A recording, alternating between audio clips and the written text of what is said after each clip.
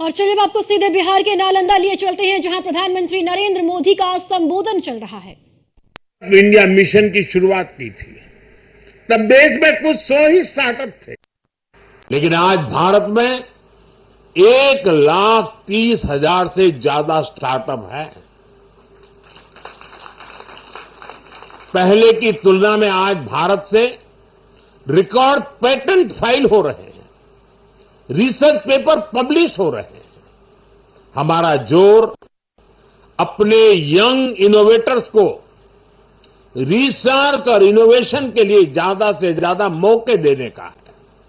इसके लिए सरकार ने 1,00,000 करोड़ रुपए का रिसर्च फंड बनाने की घोषणा भी की है।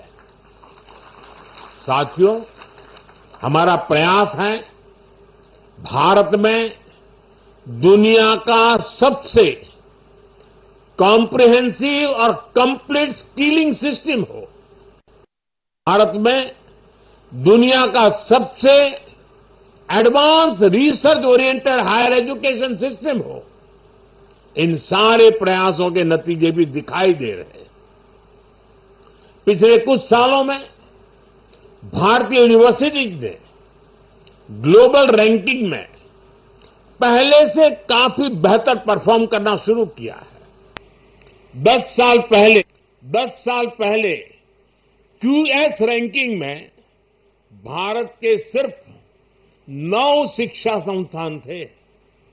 आज इसकी संख्या बढ़कर 46 पहुंच रही है।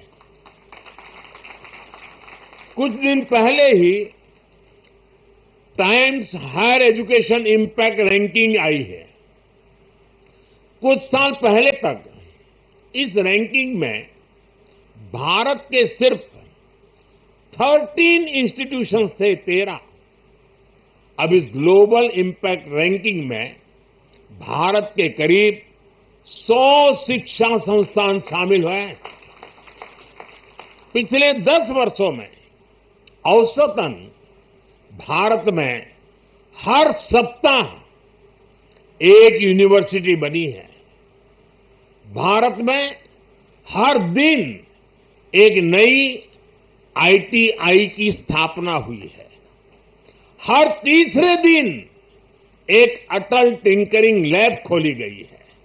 भारत में हर दिन 2 नए कॉलेज बने हैं। आज देश में 23 आईआईटीज हैं।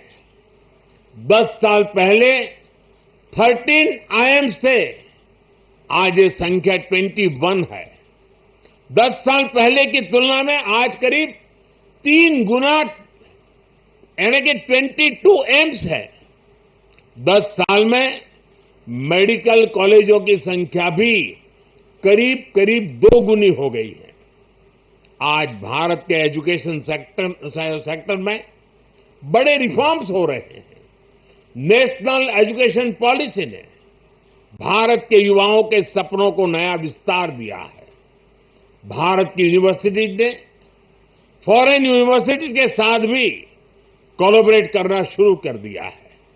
इसके अलावा डीकन और वुलुंगोंग जैसी इंटरनेशनल यूनिवर्सिटीज भी भारत में अपने कैंपस खोल रही है। इन सारे प्रयासों से भारतीय छात्रों को हायर एजुकेशन के लिए भारत में ही सर्वश्रेष्ठ शिक्षा संस्थान उपलब्ध हो रहे हैं। इससे हमारे मध्यम वर्ग की भी बचत भी हो रही है। साथियों, आज विदेशों में हमारे प्रीमियर इंस्टीट्यूट्स के कैंपस खुल रहे हैं। इसी साल अबू धाबी में आईआईटी दिल्ली का कैंपस खुला है। तंजानिया में भी आईआईटी मद्रास का कैंपस शुरू हो चुका है। और ग्लोबल होते भारतीय शिक्षा संस्थानों की तो ये शुरुआत है। अभी तो नालंदा यूनिवर्सिटी जैसे संस्थानों को भी दुनिया के कोने कोने में जाना है।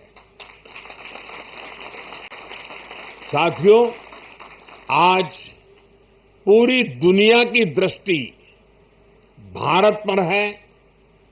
भारत के युवाओं पर है। दुनिया बुद्ध के इस देश के साथ, मदर ऑफ डेमोक्रेसी के साथ कंधे से कंधा मिलाकर चलना चाहती है।